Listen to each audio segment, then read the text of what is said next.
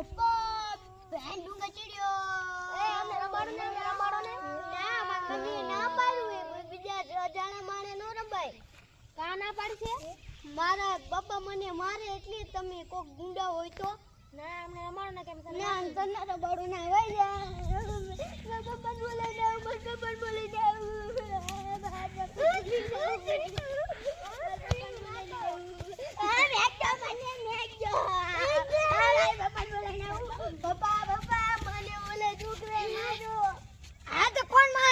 કાપી નાખું